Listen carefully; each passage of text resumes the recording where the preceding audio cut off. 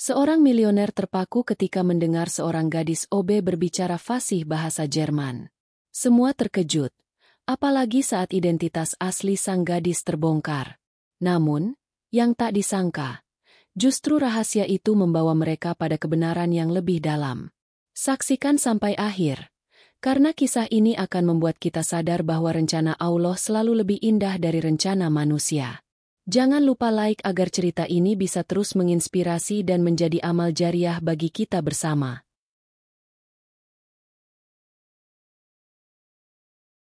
Hujan baru saja reda di kota Jakarta. Aroma tanah basah masih menguar, berpadu dengan debu dan aspal yang mengering perlahan. Gedung pencakar langit milik Arga Prasetya, seorang milioner muda yang dikenal tajam dan tak pernah main-main dalam bisnis, berdiri megah menantang langit. Hari itu, langit sedikit mendung, namun suasana di lantai 35 jauh dari kata tenang. Arga tengah bersiap menyambut tamu penting dari Jerman, Herr Klaus, pemilik teknologi distribusi terbesar di Eropa. Semua karyawan terlihat tegang. Tak ada yang berani berbicara kecuali saat perlu. Segala sesuatu harus sempurna, mulai dari kopi yang disajikan, presentasi di layar, hingga cahaya lampu ruangan. Salma, gadis OB yang selama ini nyaris tak terlihat keberadaannya, berjalan cepat membawa nampan berisi minuman. Ia mengenakan seragam abu-abu sederhana, dengan kerudung hitam yang sudah sedikit pudar warnanya. Tangannya cekatan, wajahnya tertunduk, tapi matanya waspada. Tak seorang pun memerhatikannya, kecuali Arga yang sekilas melirik. Ia tak pernah memperhatikan Salma sebelumnya. Baginya, OB hanyalah bagian kecil dari struktur perusahaannya, cukup hadir dan bekerja. Namun, hari itu berbeda. Saat Klaus duduk, ia mulai berbicara dengan bahasa Jerman. Arga yang sempat belajar bahasa itu merasa kurang percaya diri, lalu tersendat saat mencoba menjawab. Klaus tertawa kecil, agak geli. Du bist nicht so gut im Deutschen, was? Kau tidak terlalu bagus dalam bahasa Jerman, ya? Ruangan hening. Semua tampak kikuk. Salma, yang saat itu tengah menuangkan teh ke cangkir, tiba-tiba berkata dengan tenang namun jelas. Hat sich bemüht, Herr Klaus. Es ist nicht einfach, ihre Sprache zu lernen. Dia sudah berusaha, Herr Klaus. Tidak mudah mempelajari bahasa Anda. Seisi ruangan langsung menoleh. Mata Arga membelalak. Klaus terlihat terkejut. Bahkan dua sekretaris yang berdiri di pojok ruangan saling berpandangan, seperti baru saja melihat hal tak masuk akal. Seorang gadis OB, berbicara bahasa Jerman, dan bukan hanya berbicara, tapi dengan pengucapan yang sangat fasih, nyaris tanpa aksen. Klaus tertawa terbahak. Unglaublich, das ist fantastisch. Wer bist du, junges Mädchen? Luar biasa. Ini fantastis. Siapa kamu, gadis muda? Salma menunduk, sedikit tersipu. Ich bin nur eine einfache Angestellte, Herr. Saya hanya seorang pekerja sederhana, Tuan. Arga berdiri dari kursinya. Tunggu, kamu bisa bahasa Jerman? Salma hanya tersenyum. Sedikit, Pak. Sedikit. Arga mendekat, memandang Salma lebih dalam. Itu bukan sedikit. Itu nyaris sempurna. Ruangan kembali hening. Klaus menatap Arga, lalu menatap Salma. Du solltest mit uns amt sitzen. Du bist zu bescheiden. Kau seharusnya duduk bersama kami. Kau terlalu rendah hati. Tapi Salma hanya membungkuk sopan, lalu perlahan berjalan keluar dari ruangan. Arga terpaku. Ada sesuatu yang aneh, sesuatu yang menggugah perasaannya.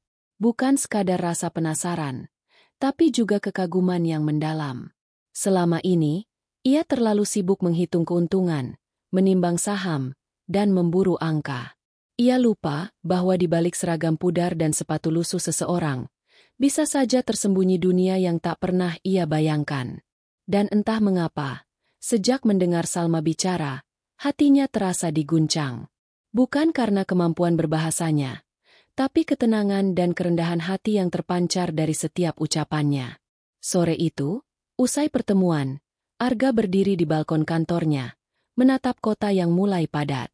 Pikirannya masih tertambat pada gadis OB itu. Ia menutup matanya sejenak. Bayangan Salma muncul, dengan suara lembut dan tatapan mata yang menyimpan terlalu banyak cerita. Ia menghela napas panjang. "Siapa kamu sebenarnya, Salma?" Gumamnya pelan. Namun jauh di lorong belakang, Salma sedang duduk di musola kecil lantai 5, memegang sajadah dan menunduk dalam doa. Suaranya lirih, hampir tak terdengar. "Ya Rab, lindungi aku dari perhatian yang menyesatkan. Jadikan aku tetap rendah di hadapan MU, meski dunia mulai memandangku tinggi." Pagi menjelang dengan sisa embun yang masih menggantung di jendela lantai 35. Arga duduk di kursi kerjanya sejak subuh, namun bukan laporan keuangan atau grafik saham yang ia pandangi. Matanya kosong, pikirannya melayang jauh, kembali ke satu suara. Suara yang kemarin membuat dunia rasanya berhenti sejenak. Suara Salma. Ia membuka laptop, bukan untuk memeriksa proyek luar negeri, melainkan mencari data karyawan. Jari-jarinya mengetik nama, Salma Az-Zahra. Data muncul, minim, hampir tak ada yang istimewa. Usia 23 tahun, status karyawan outsourcing, alamat kos di daerah pinggir kota, pendidikan terakhir, SMA. Hanya itu? Tidak masuk akal. Gumamnya pelan. Bahasa Jerman Sevasi itu dari lulusan SMA. Ia berdiri, mengambil jas, lalu menekan tombol intercom. "Linda, hari ini saya tidak bisa terima tamu. Saya akan keliling sebentar." "Baik, Pak Arga," jawab sekretarisnya heran. Langkah Arga menyusuri koridor menuju lantai bawah penuh tekad. Ia mencari Salma, namun beberapa staf mengatakan gadis itu belum masuk. Entah kenapa, ada sedikit kekecewaan di hatinya. Ia berbalik, hendak kembali ke atas. Saat tiba-tiba ia melihat seorang perempuan berjalan cepat membawa kantong plastik berisi roti dan susu kotak. Bukan penampilannya yang menarik perhatian Arga, melainkan gerak-geriknya yang dikenalnya dari kemarin. Lincah, cekatan, dan selalu menunduk. "Itu dia. Salma," panggil Arga. Langkah gadis itu terhenti. Ia menoleh perlahan, jelas terkejut. "Bapak, ada perlu, Pak?" Arga mendekat, tapi tak langsung bicara. Matanya menatap wajah Salma, bukan dengan sorot seorang bos pada bawahannya, tapi seperti seseorang yang berusaha membaca buku yang tertutup rapat. "Kemarin, kenapa kamu bisa bahasa Jerman?" Salma tersenyum kecil, menunduk. "Hanya pernah belajar, Pak." "Di mana?" "Sendiri." Arga mengerutkan dahi. "Jangan bohong." Salma mengangkat wajahnya. Kali ini, matanya tak menantang, tapi tenang. Seperti danau luas yang menyimpan ribuan rahasia di dasarnya. "Saya tidak bohong, Pak. Saya belajar sendiri. Dari buku-buku peninggalan ayah." "Jadi ayahmu guru bahasa Jerman?" "Bukan." Ia diam sejenak. "Ayah saya pernah bekerja di luar negeri." Arga menatap lebih dalam. "Kamu bukan sekadar OB, kan?" Salma tersenyum lagi, tapi senyumnya kali ini penuh luka. "Saya ini hanya seorang anak dari ayah yang sudah tiada, dan ibu yang terbaring sakit di rumah. Saya bekerja untuk beli obat, bukan untuk membuat bapak kagum." Arga tercekat. Di balik ketenangan gadis ini, tersembunyi kepedihan yang tajam. Tidak ada nada meminta belas kasihan, apalagi gila hormat. Ia hanya bicara sejujur-jujurnya, seakan dunia boleh menilainya apapun, asalkan ia tetap lurus di mata Allah. "Kenapa kamu tidak mencari kerja yang lebih baik dengan kemampuanmu?" Salma tertawa kecil. "Lebih baik menurut siapa, Pak? Gaji besar? Ruangan ber-AC? Di mata manusia mungkin itu lebih baik, tapi saya hanya ingin pekerjaan yang membuat saya tetap bisa sholat tepat waktu, pulang sebelum maghrib, dan tidak lupa siapa saya." Kata-kata itu menghantam Arga lebih keras dari presentasi bisnis manapun yang pernah ia jalani. Ia tercekat. Untuk pertama kalinya dalam hidupnya, ia merasa seperti orang paling kecil di ruangan yang luas. Betapa selama ini ia mengejar lebih baik versi dunia, tanpa pernah bertanya. Baik, menurut siapa? Salma pamit dengan tenang dan masuk ke ruangan pantry. Arga tak mencegahnya. Ia hanya berdiri diam di lorong kosong itu, merasa seperti murid yang baru saja dihajar kebenaran. Hari berlalu, tapi kepala Arga terasa berat. Semua pekerjaan terasa hambar. Ketika ia bertemu dengan para direktur, pikirannya tak fokus. Saat ia makan malam di restoran mewah, rasa makanannya tawar. Ia menatap sendok perak di tangannya, dan bayangan Salma dengan plastik berisi roti dan susu kembali hadir.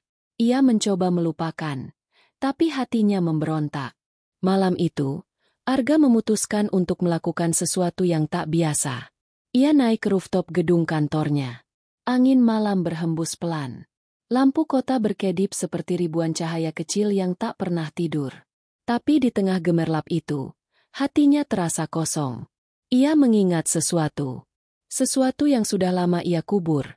Suara almarhum ibunya saat masih kecil. Jangan pernah lihat orang dari baju atau gelarnya.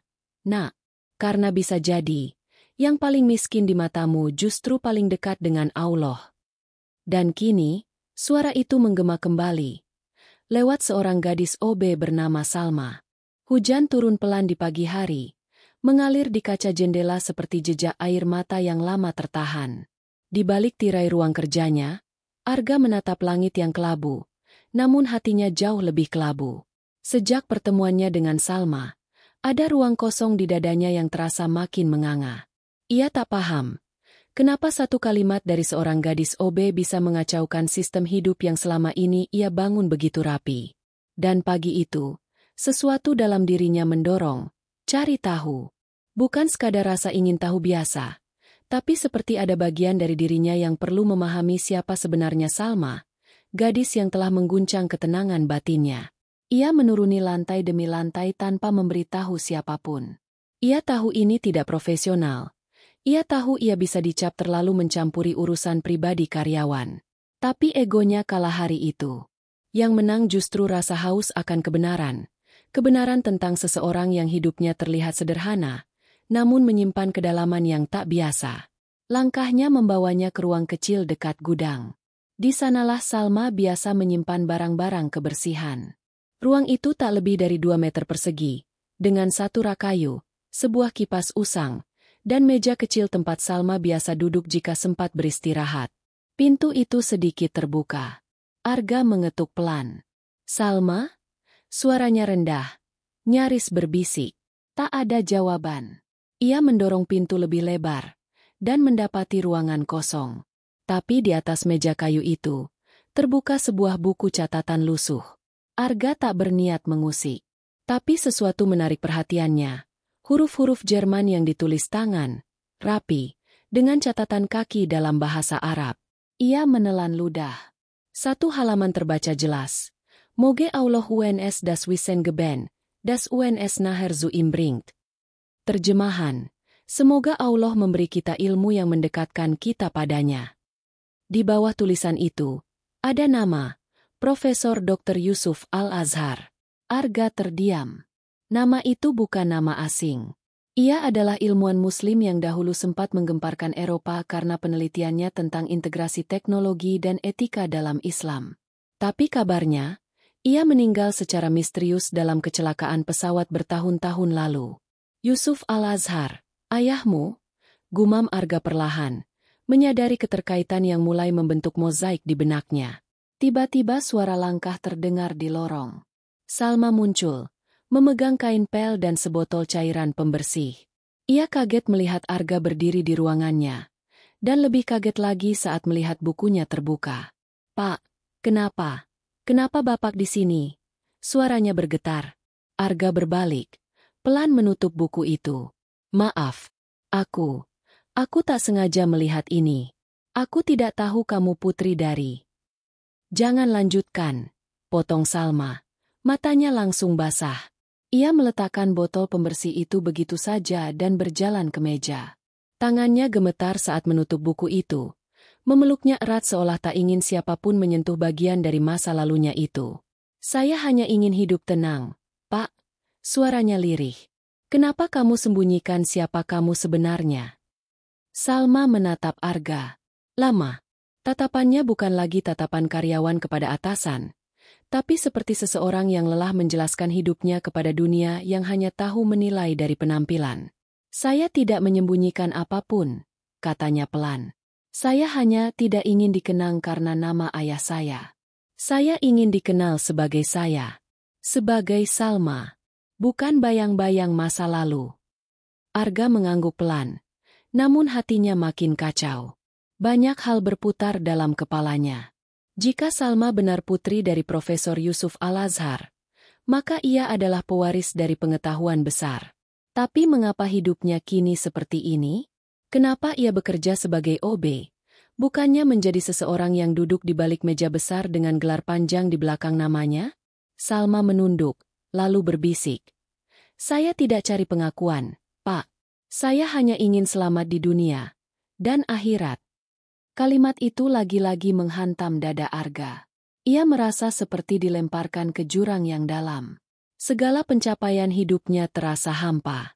Mobil mewahnya, saham perusahaannya, villa-villa yang ia beli di luar negeri, semua mendadak tak berarti.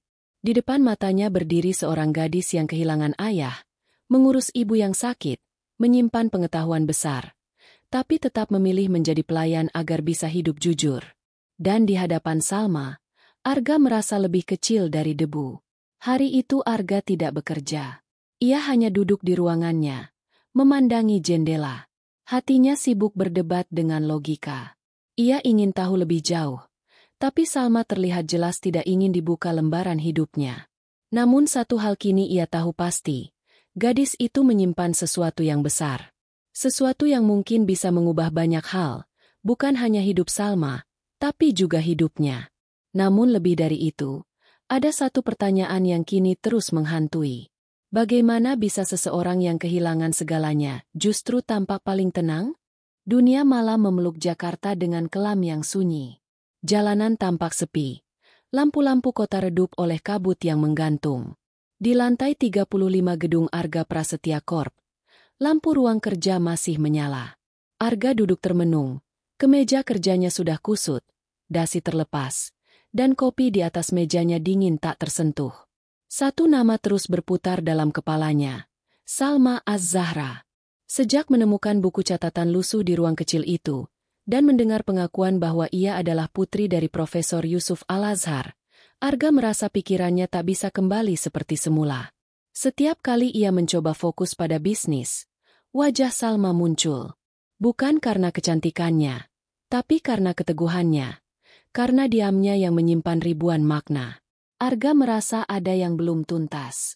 Ia tahu itu bukan sekadar rasa penasaran. Ini lebih dari itu.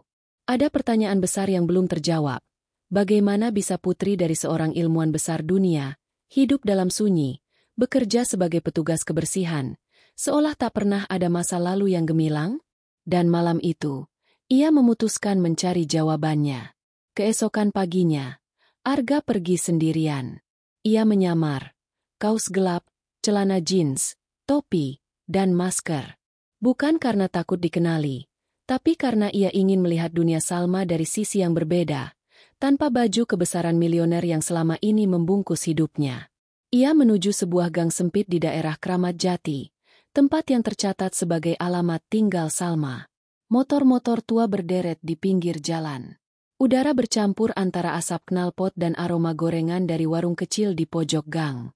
Bocah-bocah berlari tanpa alas kaki, tertawa, seolah hidup mereka tak pernah mengenal kata kekurangan. Arga menyusuri gang itu hingga tiba di sebuah rumah kontrakan sempit berdinding triplek. Ia melihat seorang perempuan tua duduk di kursi rotan reot di terasnya. Di sampingnya, Salma sedang menyuapi bubur dengan lembut. Arga terpaku. Salma mengenakan gamis sederhana dan kerudung panjang. Wajahnya tampak letih tapi penuh kasih.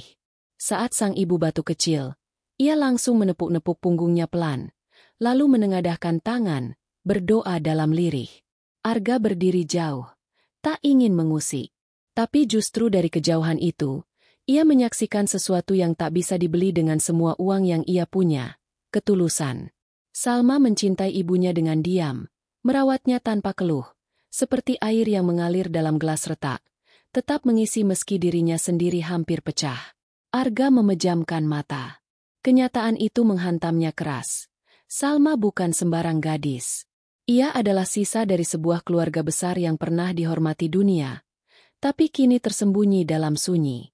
Dan ia memilih diam, bukan karena tak mampu bersuara, tapi karena tahu bahwa harga diri tidak selalu harus diumbar. Malam harinya, Arga mencari data lama tentang Profesor Yusuf Al-Azhar. Ia menyelam ke dalam arsip digital, membuka jurnal ilmiah internasional, dan membaca artikel-artikel tua yang membahas karya-karyanya. Di sana, ia menemukan banyak pujian. Tapi satu artikel membuat jantungnya berhenti sejenak. Yusuf Al-Azhar dituduh memalsukan data penelitian dan menggelapkan dana hibah internasional. Kasus ini membuat reputasinya hancur seketika. Ia meninggal 2 bulan kemudian dalam kecelakaan pesawat menuju Turki. Hingga kini, penyebab jatuhnya pesawat masih menjadi misteri. Arga menatap layar dengan mata terbuka lebar. Ia tak percaya. Ia segera mengecek lebih dalam. Melalui jalur khusus, ia mendapatkan dokumen pengadilan dan menemukan sesuatu yang janggal.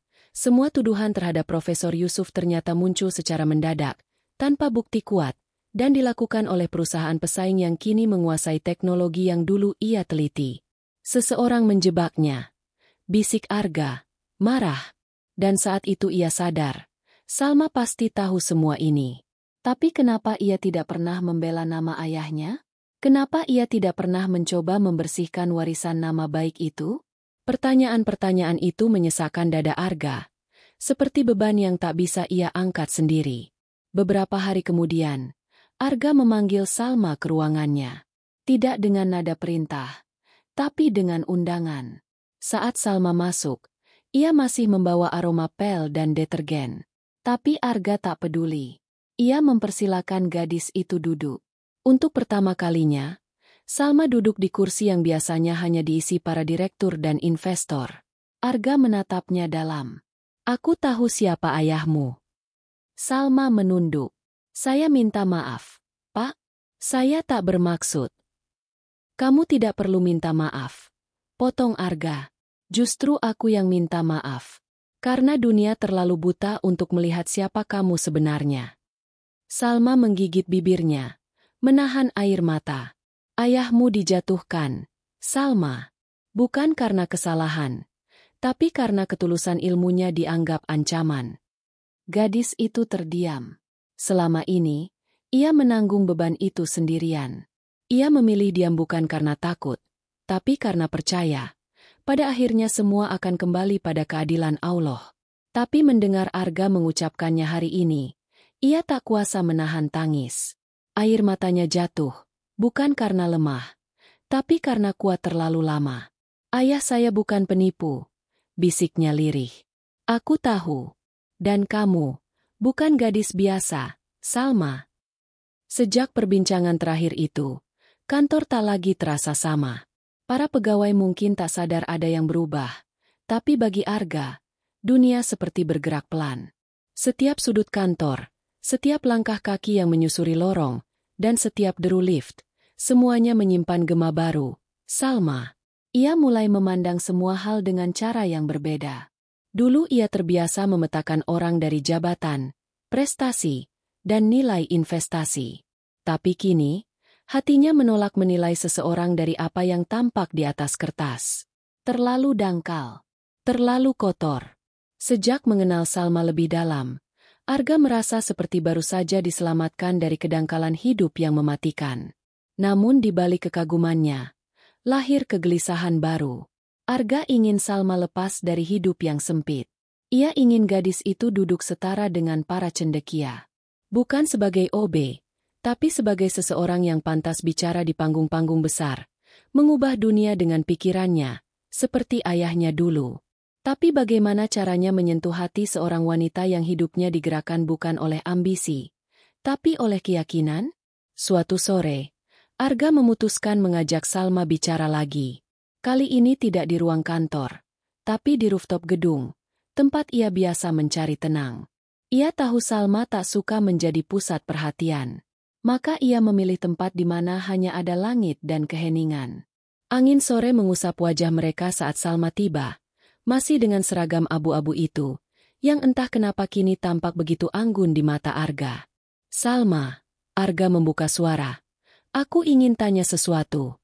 Tapi jangan jawab sebagai OB. Jawablah sebagai dirimu, sebagai Salma Az-Zahra yang sebenarnya. Salma terdiam, menunggu. Aku ingin tawarkan kamu sesuatu. Ada kolega lamaku dari Jerman. Mereka sedang buka program riset di Berlin, khusus untuk bidang teknologi etika. Aku bisa buat kamu masuk. Nama keluargamu masih kuat di sana. Salma menunduk. Pak, dengarkan dulu.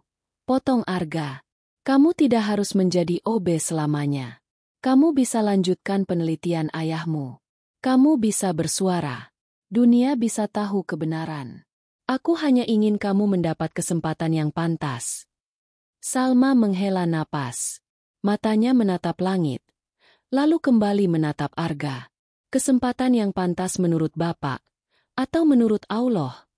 Pertanyaan itu menusuk dalam. Arga diam. Matanya bergerak gelisah. Hatinya ditampar. Salma melanjutkan. Saya tidak takut pada dunia yang lupa siapa ayah saya. Saya hanya takut kalau saya kejar nama baik, lalu melupakan siapa yang memberi saya hidup. Salma, suara Arga melemah. Saya tahu niat Bapak baik, tapi bagi saya, lebih baik membersihkan lantai dengan ikhlas daripada berdiri di atas panggung dunia dengan hati yang kotor. Saya sedang menjaga hati saya, Pak, bukan karena saya lemah, tapi karena saya tahu, dunia ini bisa buta. Dan saya tak ingin ikut menjadi buta karenanya. Arga menggertakkan rahangnya, berusaha menahan sesuatu dalam dadanya. Ia bukan sedang ditolak, tapi sedang diajarkan untuk lebih bijak memahami hidup. Ia melihat Salma berdiri di sana, tak sedikit pun takut pada dunia, tak tergoda oleh tawaran gemerlap. Padahal, siapapun di posisinya pasti akan menerkam peluang itu tanpa pikir panjang. Tapi Salma tidak. Ia memilih diam, memilih tetap kecil, memilih jalannya sendiri. Jadi, kamu benar-benar akan menolak? Bukan menolak, Pak. Salma tersenyum tenang. Saya hanya belum siap menerima jika itu berarti saya harus menjauh dari ibu saya yang sakit. Siapa lagi yang akan mandikan beliau? Siapa lagi yang akan bacakan Quran untuknya setiap malam? Kalau saya pergi, siapa yang akan jaga wanita yang mengajarkan saya tentang sabar? Arga menunduk. Dadanya sesak. Ia pikir ia akan menyelamatkan Salma. Tapi justru ia yang diselamatkan.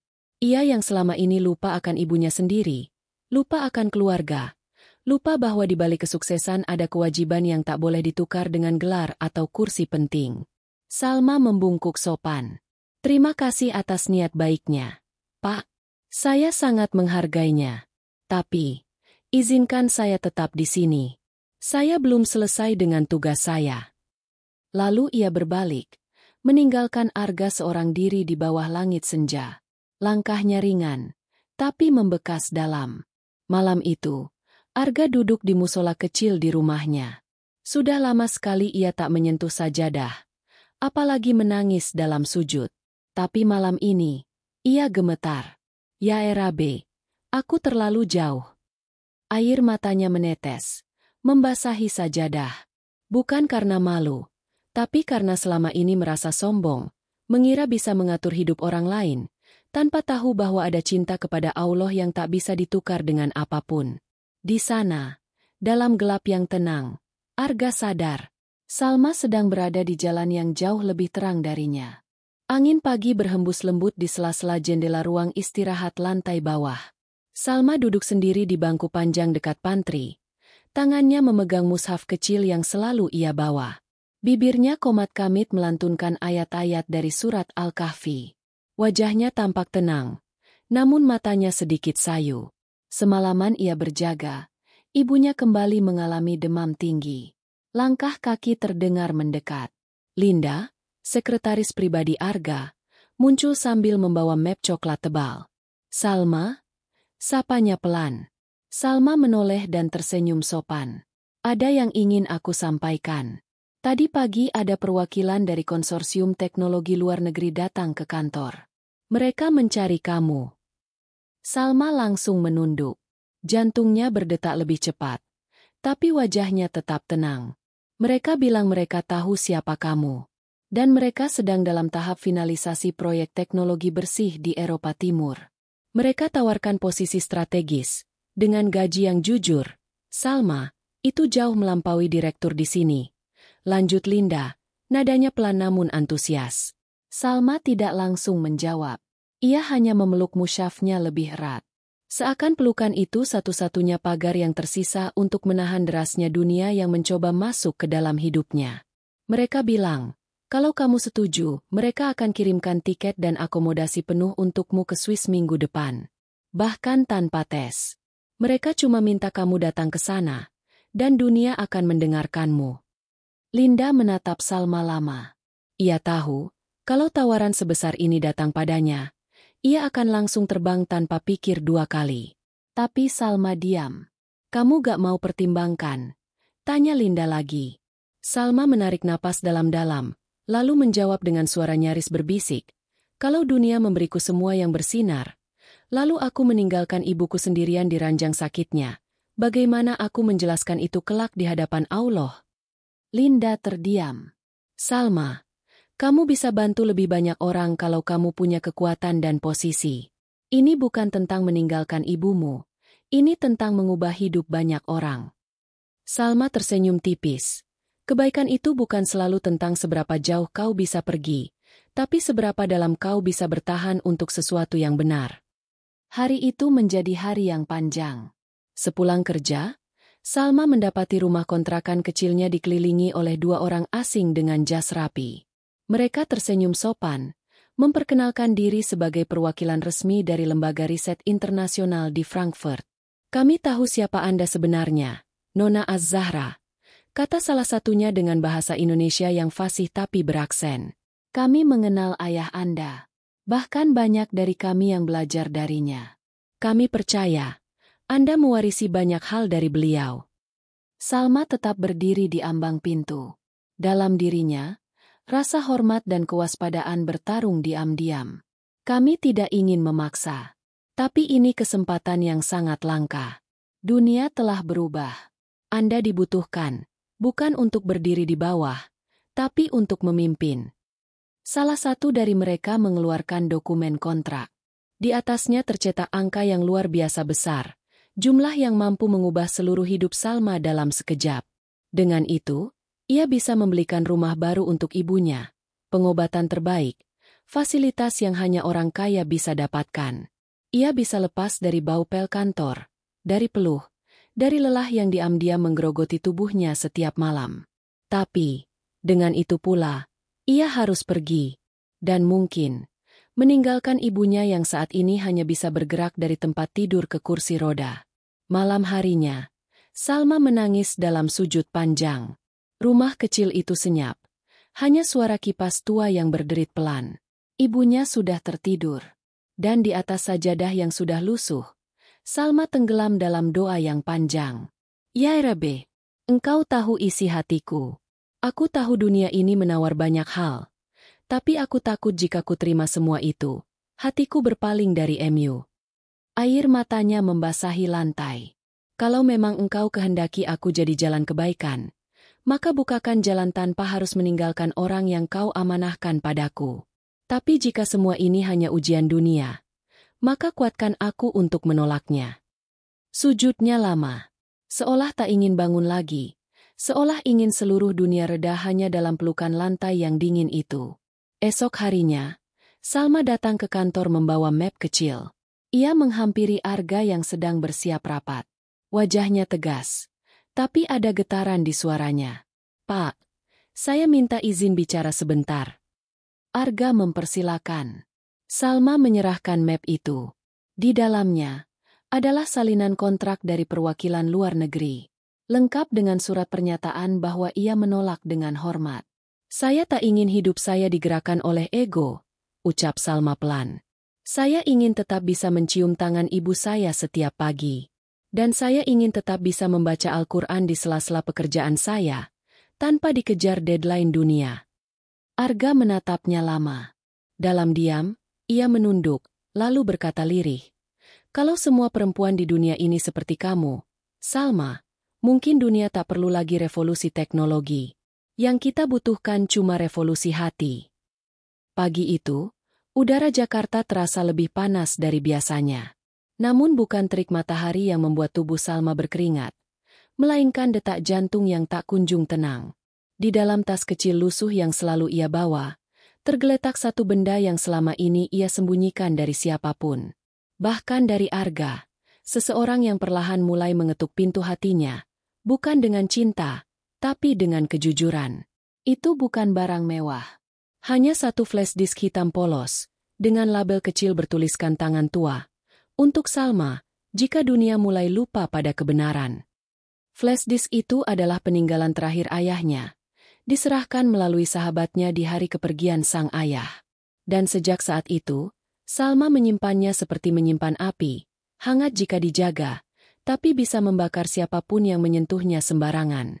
Hari ini, ia tahu waktunya telah tiba. Dunia mulai datang padanya. Dunia mulai bertanya. Dunia mulai menggoda. Dan Salma mulai lelah diam. Salma duduk sendiri di musola kantor. Suasana sepi. Hanya suara kipas tua yang memutar lambat. Ia membuka tasnya pelan, mengeluarkan flash disk itu, memandanginya lama. Dalam benaknya, wajah ayahnya muncul. Lembut, berwibawa, penuh cahaya. Dulu, saat kecil, Salma sering duduk di pangkuan beliau sambil mendengarkan cerita tentang ilmu, tentang kejujuran, dan tentang bagaimana sains seharusnya menjadi sarana untuk mendekatkan diri kepada Allah, bukan alat kesombongan. Ilmu yang tidak tunduk pada Tuhan akan membunuh nurani manusia. Ucap ayahnya suatu malam, kalimat yang kini kembali menggaung di telinga Salma. Tangannya gemetar saat menancapkan flash disk itu ke komputer kantor. Ia tahu ini bisa jadi awal dari badai. Tapi ia lebih takut jika kebenaran mati hanya karena ia terlalu pengecut untuk menghidupkannya kembali. Layar komputer menyala. Satu folder muncul. Project Nur 271, Final Phase. Salma membuka dokumen pertama. Di situ tertera detail proyek ayahnya. Rancangan teknologi energi bersih yang menggabungkan prinsip ilmiah dengan nilai etika syariah. Teknologi ini, jika disempurnakan, bisa menghapus ketergantungan dunia pada bahan bakar fosil dalam waktu kurang dari 2 dekade. Tapi yang lebih mencengangkan, teknologi itu disusun dengan struktur moral. Setiap penggunaannya harus melewati sistem nilai, agar tak dipakai untuk kepentingan militer atau eksploitasi. Seketika Salma sadar. Ini, alasan ayahnya dimatikan. Bukan secara fisik, tapi secara reputasi. Ilmu seperti ini tak akan pernah dibiarkan hidup di dunia yang dikuasai oleh mereka yang haus kuasa. Maka tidak heran, ayahnya dihancurkan dengan tuduhan. Dijebak, difitnah, dan akhirnya hilang. Air mata Salma jatuh. Bukan karena marah, tapi karena selama ini ia diam, terlalu takut pada badai yang mungkin datang. Tapi kini, ia sadar. Diamnya telah memberi waktu bagi mereka yang membunuh ayahnya untuk terus hidup bebas, membangun kekuasaan dari reruntuhan kebenaran. Sore harinya, Arga yang baru pulang dari pertemuan bisnis di luar kota, dikejutkan oleh Salma yang menunggunya di depan ruangannya. Bukan dengan wajah biasa, tapi dengan mata merah, dan tangan yang menggenggam flash disk itu erat. "Kita harus bicara," ucap Salma tegas. Arga mengangguk, menutup pintu ruangannya, dan mempersilakan Salma duduk. Tanpa banyak kata, Salma menancapkan flash disk itu ke laptop milik Arga. Dalam hitungan detik, data-data penting terbuka di layar. Desain teknis, jurnal rahasia, dan jejak komunikasi yang menunjukkan bagaimana ayah Salma dijebak. Arga membaca cepat. Matanya menyipit. Ini bisa mengubah segalanya. Ini bukti. Ini kekuatan besar. Salma menatapnya tajam. Tapi bukan itu tujuan saya. Saya tidak ingin balas dendam. Saya tidak ingin menciptakan kekuasaan. Saya hanya ingin satu hal. Yaitu, kebenaran kembali ke tempatnya. Dan nama ayah saya, dibersihkan. Arga menelan ludah. Dadanya sesak. Apa yang ia lihat hari ini? Lebih dari sekadar rahasia. Ini adalah senjata. Tapi bukan senjata untuk membunuh, melainkan senjata untuk menghidupkan kembali sesuatu yang sudah lama mati, keadilan. Namun Arga juga tahu, jika ini diumumkan, dunia tidak akan diam. Akan ada yang berusaha mencegah. Akan ada yang datang dengan ancaman. Dan mungkin, akan ada yang mengorbankan apapun demi membungkam kebenaran sekali lagi. Malam itu, Salma duduk di sisi tempat tidur ibunya. Perempuan tua itu terbaring lemah, tapi senyumnya tetap hangat. Ia memegang tangan putrinya, lalu berbisik. "Jangan takut, nak. Jika yang kau pegang adalah amanah dari Allah, maka tidak ada yang perlu kau khawatirkan." Salma mencium tangan ibunya lama, dan dalam hatinya ia berkata, "Aku tak akan lari lagi, Bu.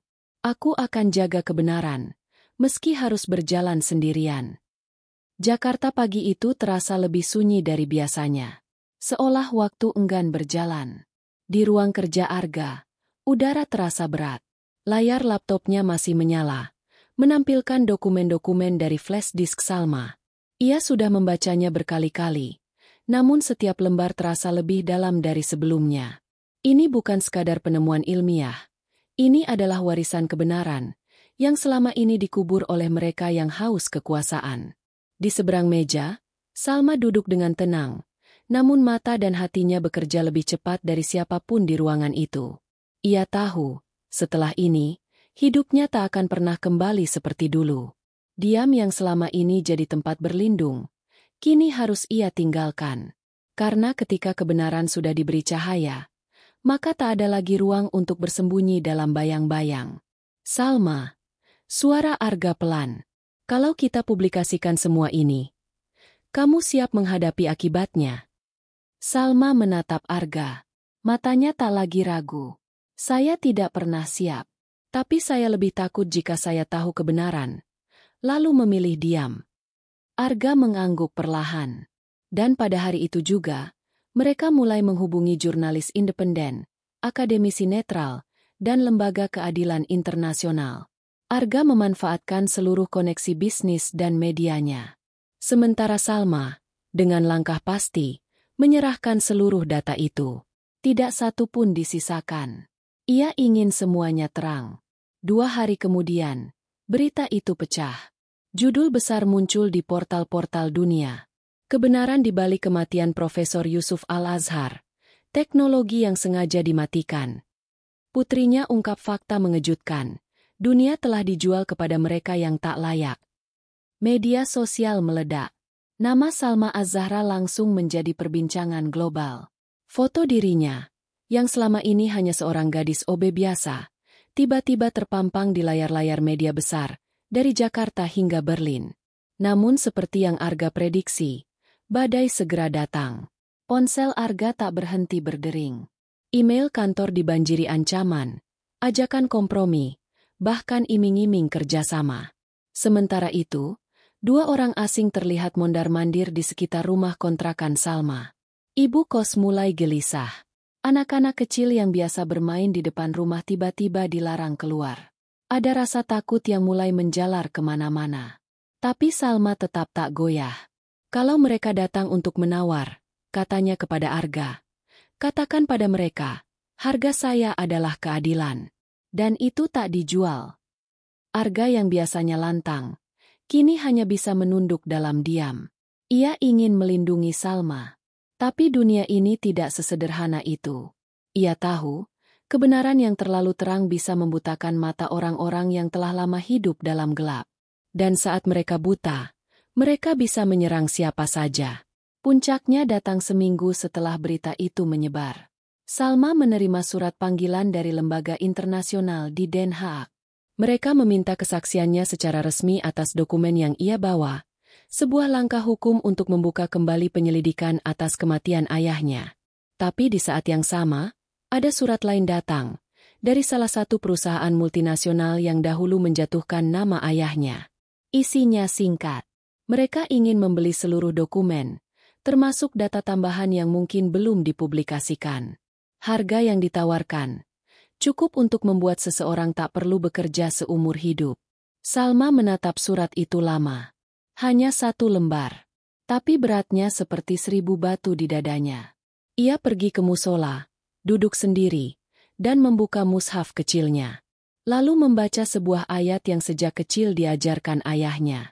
Dan janganlah kamu menjual ayat-ayatku dengan harga yang murah. Surat Al-Baqarah 41. Tangisnya pecah. Ia tahu jawabannya. Tapi tubuhnya lelah. Jiwanya nyaris rapuh. Dunia menggoda dengan semua kemudahan, semua kenyamanan.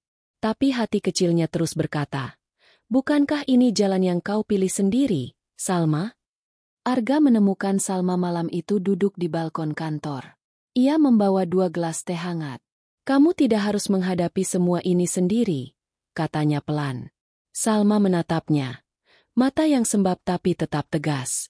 Saya tidak sendiri. Saya punya Allah. Saya punya doa ibu saya. Dan sekarang, saya punya Anda, Pak Arga. Itu cukup. Arga tak mampu menahan air mata yang menetes diam-diam.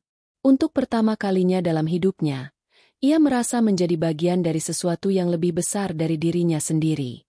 Sesuatu yang bukan tentang laba, saham, atau proyek prestisius, tapi tentang keberanian, kebenaran, dan keikhlasan. Beberapa hari kemudian, Salma tampil secara virtual di sidang internasional.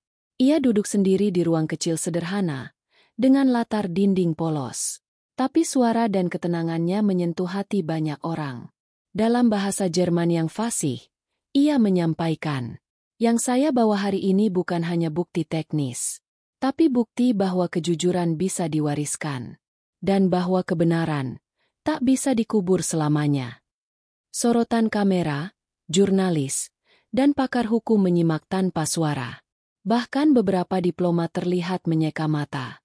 Di akhir pernyataannya, Salma berkata pelan dalam bahasa Arab, Hasbunallahu wa ni'mal wakil.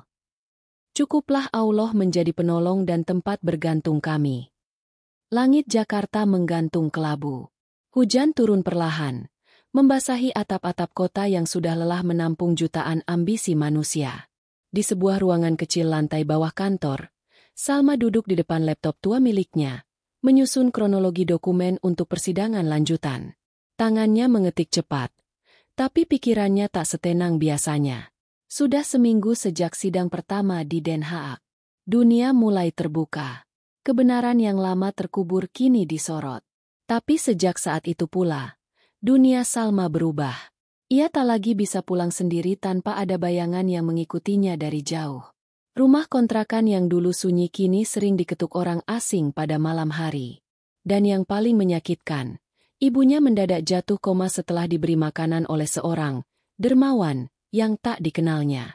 Salma tahu, ini bukan lagi tentang dokumen. Ini tentang hidup, tentang pilihan untuk terus berdiri, atau kembali membungkuk di hadapan dunia. Sore itu, Arga memanggilnya ke ruang kerja. Wajahnya tegang. Ada amplop coklat di tangannya. Isinya foto-foto, gambar Salma sedang duduk bersama jurnalis internasional, rekaman CCTV rumah kontrakan, bahkan gambar ibunya saat di rumah sakit. Seseorang mengirim ini padaku tadi pagi, tanpa nama. Salma menatap foto-foto itu satu persatu. Tak ada ketakutan di matanya. Yang ada hanya kelelahan. Kelelahan karena harus terus membela sesuatu yang seharusnya tidak perlu dibela. Kebenaran. Mereka ingin kamu berhenti, Salma. Mereka tahu kamu mulai didengar. Ucap Arga, pelan. Salma menggenggam tangannya. Saya tak akan mundur, Pak. Tapi saya takut. Saya hanya manusia biasa. Saya lelah. Arga berjalan pelan ke arahnya. Aku tidak bisa memaksamu, Salma. Tapi aku ingin kamu tahu satu hal. Kamu tidak sendiri. Kalau kamu jatuh, aku akan ikut berdiri lagi untukmu. Salma menunduk. Air matanya menetes diam-diam. Ini bukan tangisan kelemahan. Ini adalah air mata seseorang yang selama ini berdiri sendiri. Dan kini, akhirnya mendengar suara yang selama ini ia harap, aku bersamamu. Namun ujian tak berhenti. Malam berikutnya, seseorang membobol laptop kantor tempat data-data Salma disimpan. Semua file hilang. Salma panik. Ia bergegas pulang ke rumah kontrakan dan memeriksa flash disk asli. Hilang. Ia menggeledah seluruh kamar. Tidak ada jejak.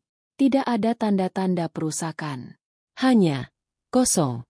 Seakan semua bukti yang selama ini ia kumpulkan disapu bersih oleh angin.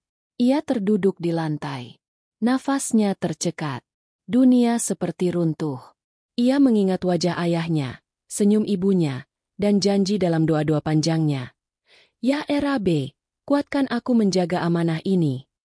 Tapi kini, amanah itu raib. Dirusak. Dicuri. Pagi harinya, Salma datang ke kantor dengan wajah pucat. Ia berjalan menuju musola, lalu sujud lama. Dalam hati ia berbisik, Allah, aku telah kalah. Tapi jika engkau masih percaya aku bisa jaga kebenaran ini, tolong aku. Sekalipun aku sendiri, tolong aku. Arga menghampirinya beberapa jam kemudian. Ia membawa kabar baik. Seorang teknisi IT berhasil memulihkan sebagian file dari server cadangan. Tapi data itu tidak lengkap. Tanpa file utama dari flash disk asli, dokumen itu akan mudah dibantah di sidang selanjutnya. Salma menggigit bibir. Ia harus memilih, menyerah, atau mengungkap rahasia terakhir. Cadangan data fisik yang selama ini ia simpan, bahkan Arga pun tak tahu. Hari beranjak malam. Hujan turun deras. Di rumah sakit, Salma berdiri di samping ranjang ibunya. Perempuan tua itu masih terbaring koma. Hanya mesin yang menunjukkan bahwa jantungnya masih berdetak. Bu, maaf, aku gagal. Tangisnya pecah. Ia genggam tangan ibunya erat, seolah sedang memohon pada Allah lewat tubuh yang sudah tak bisa bicara itu. Aku ingin menyerah. Aku ingin pergi jauh saja.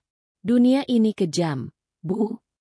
Tiba-tiba, jemari ibunya bergerak pelan. Salma terdiam. Ia tak berani percaya. Lalu, tangan itu bergerak lagi, lebih jelas. Mata ibunya terbuka setipis embun. Dan dari bibir yang kering itu terdengar satu bisikan.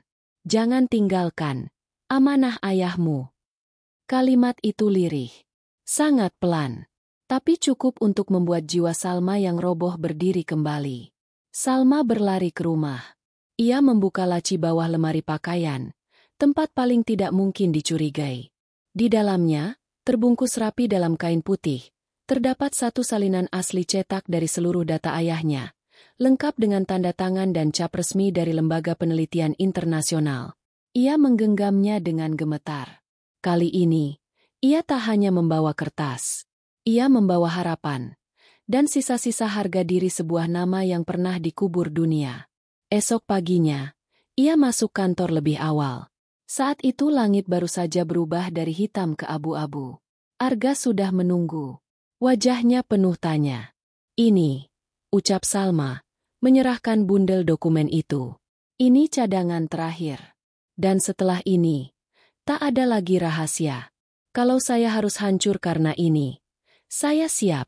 Asal kebenaran tetap hidup. Arga menatap dokumen itu, lalu menatap Salma.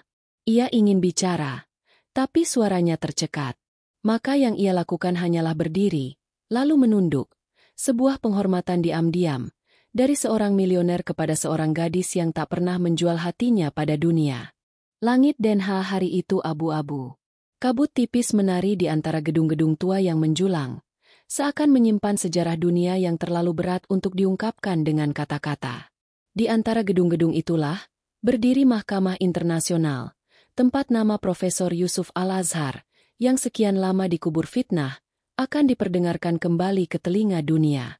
Salma berdiri di depan kaca besar ruang sidang, menatap bayangannya sendiri. Matanya sembab, tapi penuh nyala. Tubuhnya mungkin kecil, tapi hatinya lebih besar dari apapun yang pernah ia bayangkan sendiri. Di sampingnya, Arga berdiri tenang. Tak banyak bicara, hanya sesekali menatap Salma seperti ingin berkata, "Kamu sudah sejauh ini, jangan mundur." Ketika pintu ruang sidang terbuka, semua mata menoleh. Di dalamnya telah hadir jurnalis dari berbagai negara, perwakilan LSM internasional, dan beberapa tokoh penting yang selama ini ikut menutup mata atas kasus Yusuf Al-Azhar. Kamera disiapkan. Mikrofon dinyalakan. Di kursi paling depan, beberapa lawan lamanya duduk tenang, mengenakan jas hitam, dengan senyum kecil yang menyiratkan satu pesan. Buktikan, kalau bisa. Salma melangkah maju. Langkahnya perlahan tapi pasti. Tangannya menggenggam dokumen yang telah ia pertaruhkan dengan segenap harga diri. Ia berdiri di podium, menatap seisi ruangan, dan untuk pertama kalinya, dunia mendengarnya tanpa embel-embel status atau jabatan. Saya bukan ilmuwan, ucap Salma. Suaranya tenang namun tajam. Saya bukan pengacara. Saya hanya anak dari seorang ayah yang dihancurkan karena ia terlalu jujur pada ilmunya. Ruangan hening. Selama bertahun-tahun, saya diam. Saya menyapu lantai demi bertahan hidup. Tapi di setiap lantai yang saya pel, saya melihat bayangan ayah saya. Dan saya tahu, saya tidak bisa terus membiarkannya dilupakan. Ia mulai membuka dokumen, memperlihatkan bukti demi bukti. Rangkaian eksperimen, tanda tangan saksi hidup, transkrip email manipulasi data. Dan pada akhirnya, surat tangan asli Profesor Yusuf yang ditulis seminggu sebelum wafat. Jika kau membaca ini, berarti kebenaran sedang dikejar. Jangan biarkan aku dikubur dalam kebohongan. Tidak demi namaku, tapi demi nurani manusia. Salma berhenti sejenak, lalu menatap hakim utama. Saya tidak datang untuk balas dendam. Saya datang untuk mengatakan, dunia boleh menuduh, boleh membungkam, tapi Allah tak pernah tidur. Dan pada akhirnya, kebenaran akan pulang ke tempatnya. Suara gemuruh kecil terdengar dari sudut ruangan. Seorang pria tua yang pernah menjadi kolega ayahnya berdiri perlahan. Tangannya terangkat. Suaranya bergetar. Profesor Yusuf tidak bersalah. Kami tahu itu. Tapi kami takut. Mata semua orang tertuju padanya. Kami dibungkam, diancam, dan kami memilih diam. Tapi melihat putrinya berdiri hari ini, kami malu. Satu persatu, suara lain menyusul. Para saksi yang selama ini bungkam, mulai bicara. Mereka mengakui adanya konspirasi untuk menjatuhkan nama Yusuf karena proyeknya dianggap mengganggu kepentingan energi global. Mereka mengaku bahwa mereka pernah ikut dalam sistem yang membungkam ilmu dengan uang. Sidang berlangsung 5 jam. Tapi 5 jam itu cukup untuk mengguncang dunia. Saat keputusan dibacakan, dunia seperti berhenti bernafas. Majelis menyatakan bahwa tuduhan terhadap Profesor Yusuf Al-Azhar tidak memiliki dasar hukum dan diduga kuat merupakan bagian dari sabotase terstruktur oleh pihak-pihak tertentu. Salma memejamkan mata. Air matanya jatuh tanpa suara. Ia tak bersorak. Ia tak berdiri. Ia hanya menangis. Bukan karena kalah atau menang, tapi karena beban yang ia pikul selama bertahun-tahun, akhirnya diletakkan. Ia tidak lagi harus menjelaskan siapa ayahnya. Dunia sudah tahu. Dan lebih dari itu, langit menjadi saksi bahwa ia tidak pernah menjual kebenaran, meski dibayar dengan harga yang tak terhitung. Usai sidang, Arga menyusul Salma ke halaman belakang. Udara dingin menggigit, tapi hati mereka hangat. Selamat, bisik Arga. Salma menatap langit, lalu menjawab. Bukan aku yang pantas dapat ucapan itu. Ini semua karena Allah jaga aku. Pak, saat aku nyaris hancur, Dia yang kuatkan aku lewat orang-orang yang tak kuduga, termasuk Bapak. Arga tersenyum. Tapi kali ini, senyum yang berbeda. Senyum yang bukan dari seorang atasan kepada bawahan, atau pengusaha kepada mitra. Tapi senyum seorang manusia, kepada manusia lain yang baru saja membuktikan bahwa iman, bila dijaga, bisa mengguncang dunia.